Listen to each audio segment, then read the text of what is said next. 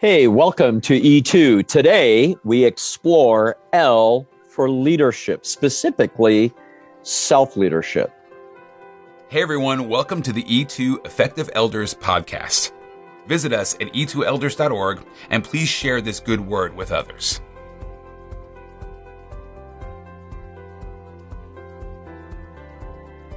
Hey everybody, welcome back to E2 Connect. We're having elder-to-elder conversations all throughout 2021. Much to the thanks to CDF Capital. How grateful we are to the Church Development Fund, CDF Capital, for investing in E2 elders, making conversations like this possible. And today we welcome Jeremy Klein, who is now the new lead minister at Hilliard Church of Christ over in Hilliard, Ohio. Jeremy, thanks for taking time out to be with us today. I appreciate it, Gary. I'm glad I can have this opportunity to speak. And like I've told you before, hopefully this speaks to the people who are watching and we can just add to their ministry and what they're doing in their churches. Thank you so much for having me. You betcha, buddy. I'm confident it will. And for those who are listening and are watching, Hilliard is one of our new partner churches. We're so very grateful. And Jeremy, how did you hear about E2? Can you just give us a few seconds on that story? Oh, yeah. I've heard about you guys for a long time. I started to make some phone calls and held back, but then got into this ministry in Hilliard, and things were kind of getting deep for me. And a ministry friend, Dustin, he and I connected at one point, and I was kind of telling him some of the challenges I was facing here in Hilliard. And you guys have worked with Dustin over at East Point. Mm-hmm. And he says, you just need to call Gary. I'm telling you, it's the best thing you could do. And I said, okay, I'll finally do it. And so that's how we ended up there. Dustin's a great guy. And I know you've done a lot of good things over there in their ministry. So, yeah. We are very humbled to be a part of the East Point Christian Church story. And how grateful I am that Dustin encouraged you to reach out to E2. So very, very grateful. Now, for everybody, remember 2021, we're doing ELDERS, the 6 challenges that elders face. And that letter L is for the word leadership. There are record stretching demands on our leadership. And the last couple of weeks, we've been talking about the dimension of self-leadership. Specifically, last week, Dr. Kevin Thiel helped us about an elder's physical health. How do we physically take self-leadership, self-discipline to be healthier physically? The week before, Gary Nichols about our emotional, mental health. Again, self-leadership. Today, Jeremy's going to help us with another dimension of self-leadership. Now, Jeremy, to help us understand, can you give us the Reader's Digest condensed version as to how you ended up there in Hilliard, you, Dawn, your kids, from another ministry, please? Yeah, I tell you, it was not an easy decision. What we were facing was very challenging to even make this move. We were very settled in a church in Northeast Ohio. We loved it there. We were connected there. My wife was a school teacher in town at an elementary school. My kids were involved in the schools and soccer and things like that. We just loved the community. Lots of good fruit happening there. The church was wonderful. That we had taken from almost a dying church to a thriving church. And so we were very content to be there. COVID came along in March of 2020. Everything shut down. Yep. I even mentioned to one of my buddies who's preaching across town. I said, I can't even imagine being a minister right now and looking to even move anywhere else. So was not even on my radar. And then I received a phone call in August of last year from a buddy of mine I went to college with. And he is an attender here, but his dad was the senior minister here. And in fact, this buddy of mine was the interim student minister here at the church. So he called me up on a Saturday. I knew why he was calling. You know, you get those phone calls, right? And he just straight up asked me right at the top, hey, any chance you'd be interested in making a move? And I mean, immediately I was like, no way, I can't imagine making a move. He says, well, you've been on our radar for a while, and my dad's getting ready to retire. And we think you'd make a great fit down here, you and your wife and your kids. And I said, okay, tell me more. What's going on? Well, then he began to fill me in on what had happened from about January of 2020 through June-ish of 2020. Not such good things happening here in Hilliard. First of all, his dad was getting ready to retire at the end of the year in 2020. But to back up, what had happened was all 4 elders that they had here in Hilliard had resigned and left the church with their families. That was just before COVID, the shutdown. Then 2 staff members decided, we don't want to be here any longer either. They resigned and took their families and moved to other church ministries in another state. Along with that, now this is about June of 2020, along with that, 60 to 70 people also left the church. And it all came to, it's centered around Danny's retiring, the senior minister's retiring. And if I could attribute it to anything, it would be that the church did not have any kind of succession plan. It was something, you and I have talked about this, it was definitely something that didn't have to happen. You've written a book on it. And but unfortunately, it centered around this whole thing, and the church was a mess. So after 2 hours of talking on the phone with my buddy from college, who was the student minister here, whose dad was retiring from senior ministry here after 43 years. Wow, 43 years. Yes. He said, so do you think you might be interested in making a move? What he had told me didn't scare me so much, right? I've always been able to face some of the stuff head on. I've had my share of issues and dealt with those. So I said, I might be interested. Let me pray and think about it. Let me talk with my wife and my family. And in my mind, I'm thinking, certainly God is calling me to stay right where I was. Right. Okay. So we hung up the phone. I went immediately to my wife. This was a Saturday afternoon now, and talked with her a little bit about it. And normally when things like this happen, she would say, no way, we're staying right where we are. And this time it was, maybe we should look. And that kind of scared me a little bit too. So we talked a little bit about what that might look like. We thought, well, it might be a good idea if we could get down to Hilliard and visit the church, maybe meet some people, drive through the community. So I called my buddy back and I said, hey, we'd love to come down and visit. Would it be possible tomorrow after worship services, we could drive down and do that? Oh yeah, let me see what we can do. So we made arrangements. The very next day, then we drove down right after worship services, drove down here to Hilliard, met some people from the search team. We walked through the church building. We drove through the community. Nothing was like lightning bolt. God was saying, yes, I need you here. Right. We were hoping that was what was going to happen, but really didn't. And I'll come back to that later on and when we get to the Q&A time. But so my wife and I made the drive back home 2 hours.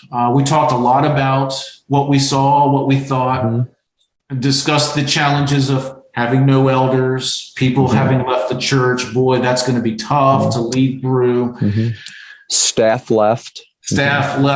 Lots of holes, lots of healing needed. So COVID. We don't want to make this move in COVID. So we're pulling into our development. And the question hit us. What do we tell our teenage daughter where we've been all day long? We dropped her off at one of her friends' houses, and now she's going to wonder, where in the world have you guys been all day? So we decided just to come clean. And that was the first question she asked when we walked in the door. Where were you guys? And so we had a long conversation. She was devastated to hear that we were even entertaining the notion of leaving our home in Barberton. We'd been there almost 8 years at that point, and it was going to be difficult for her to make this move, to cut off friends and move 2 hours away. And so we had a difficult conversation, but at the end of it, we were all very like, well, if this is the Lord's will, then we'll accept that. So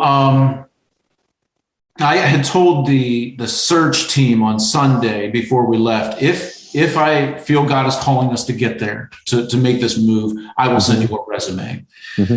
Now, I wasn't really feeling God's call. I mean, it was a little bit, but by Monday, I thought, I'll send a resume. Let's just see if this is God's call. So I sent a resume on Monday. The very next week, we're sitting back in Hilliard in an interview with the search team. And they loved us. They loved our interview and everything. And so I got a phone call. I think it was either that night or the next day. We would love to meet with you again. We're going to bring our other team up, our management team. We want to offer you this position, but we need to figure out what next steps are. Sure. So they came up the next week. We sat down, we talked. That's when I started pressing the brakes. Like, whoa, wait a minute. We got to slow down here. My son, at the time, he was in the National Guard. He had just graduated from high school in the spring of 2020. And at that point, while all of this was going on with Hilliard, he is in basic training over in Leonard Wood, Missouri. His recruiter was very adamant that we don't make a phone call to our son who's at basic training and share devastating news, news that might upset him. So I told the team, I said, listen, there's no way that I can make a decision. Give me a week, give me 10 days, and I'll get back with you. But it was really on my mind. There's no way that I could say yes and not be able to share this with my son, or to share with my son, if I said yes, he's getting off the plane and saying, hey, we're not going to Barberton, we're going to Hilliard. And he'd go, whoa, what in the world, So I came back to the team about a week later and I said, listen, I cannot say yes at this point. Neither can I say no. I cannot make a firm decision with all this going on. And I had some other issues going on at the church I was at that I needed to handle. And so I actually kind of turned him down. I called a guy named Ted up. He was the head of the search team. And told Ted this: I can't say yes, I can't say no. I'd rather you continue your search to find somebody. I pray that you do, somebody who's maybe better than I am, that you're just in love with. But if you get a couple months down the road and you still haven't found anybody, please give me a call. He was upset.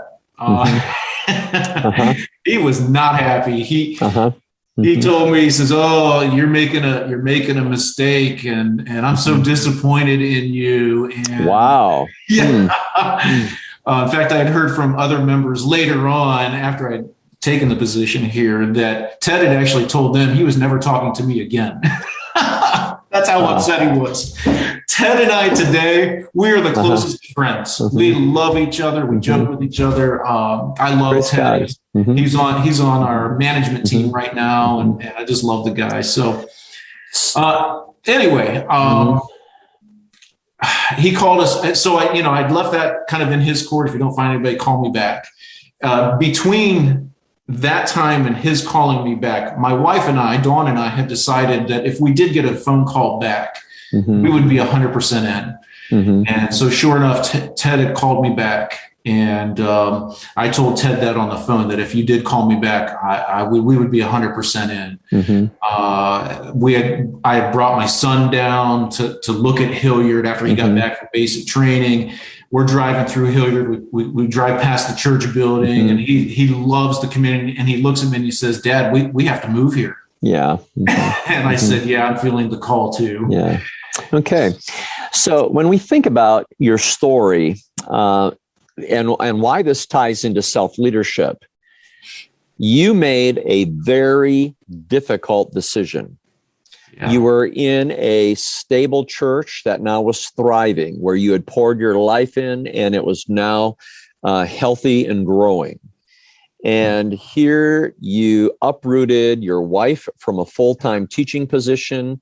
You uprooted a teenage daughter in the midst of her turbulent growing up years. You uprooted your son, who had just graduated from high school, is now in the military. You go to a church where there's not one elder.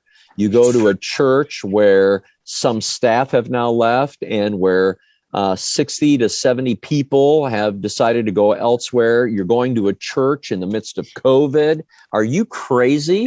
A lot of people would ask that, right? Yeah. So I want to just ask you, before our interview comes to a close, we only have a few minutes left. Okay. I want to know what led you, you and Dawn, to make this decision to go to Hilliard. It was lots of prayer. That's the first thing we've done in our lives when things like this happen. We just pray and pray and pray. Lord, is this your will? Is this where you want us to go? We also enlisted others to pray for us. And to maybe listen to the voice of God through those people. I even talked to the elders at my previous church about it. They were very aware of my struggle, our struggle of, do we make this move? One of those elders happened to be a minister in his previous life, if you will, and he totally understood. They didn't want us to go anywhere, but we prayed, and they understood. And prayer. Yeah, go ahead. So what I admire about that, Jeremy, is that you humbled yourself and you admitted to other people, I need your prayer. And you see, Paul did that in the New Testament. Many a time he will write in his epistles, please pray for me, pray for us. And how often do we as elders, as people in ministry, ask people to pray for us? I would, whoever's listening or watching, literally try to recall the last time you remember specifically asking somebody to pray for you in a particular matter. Yes. So number one, prayer. All right. Number two, here's another question for you.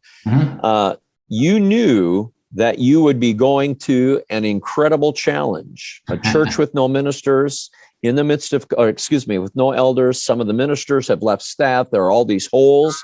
People have left the church in the midst of COVID. How did you go from telling them no to telling them yes? Yeah, it's kind of like when you pull up to a four-way stop. You can go straight, you can go left, you can go right. And a lot of times in our spiritual walk, a lot of times I think God is saying, just choose. And I think a lot of times we get stuck going, okay, Lord, what's your will? When his will is you choose, I'll go with you. And so, with that being said, for me, I realized I could do nothing, which is still deciding to do something, but to do nothing, I could run and hide, which is what I did at first. I kind of likened it to the story of Jonah. Jonah didn't want to go to Nineveh. God's calling him to go to Nineveh. And he says, no way, I'm going to get on a ship and I'm going to get away as far as I can. And I kind of hid. I made excuses. I didn't want to go. Unfortunately, I didn't get swallowed by a big fish. I didn't get vomited out on the land, and so I realized that it came down to, I need to take this on. I need to have faith that God's got this, and to be willing to face the challenge, face the fight, if you will. My mom's always called me a trooper, and I have been all my life. I love a challenge. I love fighting through those and getting through this. It just excites me. So that was a big, realizing who I am, I think is a big part of that. And knowing that God could use me to make a difference. Yeah, praise be to God. One last question before we run out of time. So you said earlier that this was one of the best moves you made in ministry.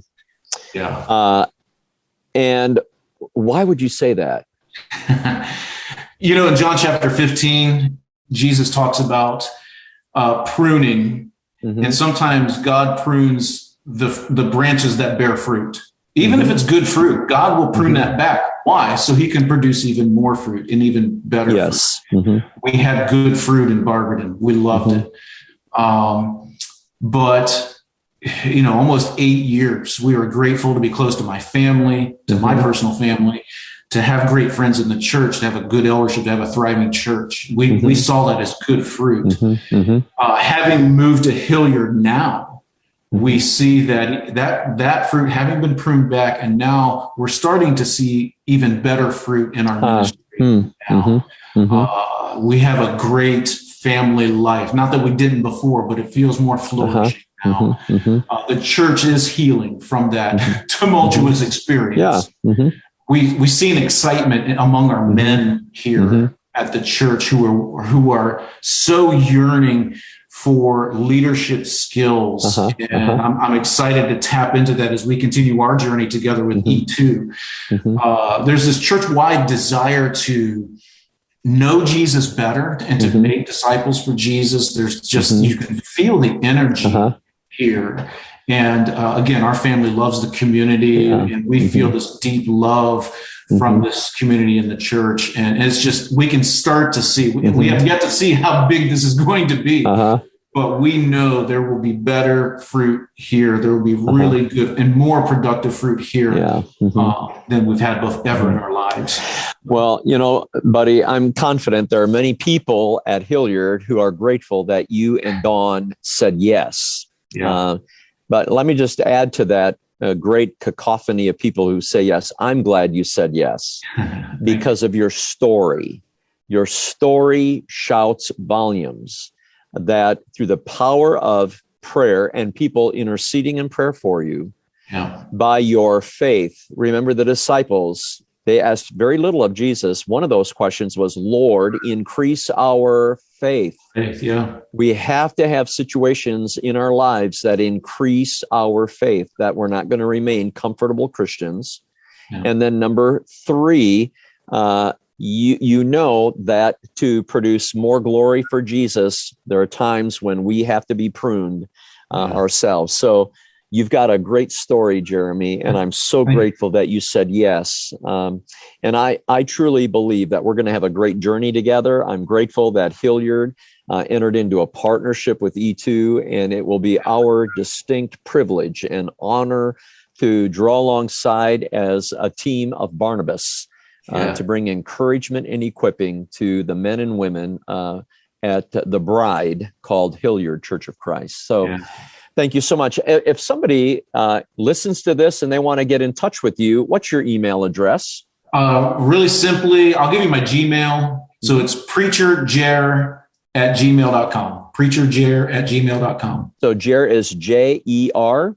That's correct. Okay, preacherjer@gmail.com. Awesome. Well, buddy, thank you so very much for taking time out of your day Thank you. to speak into our lives. Such a good word. We appreciate it very much.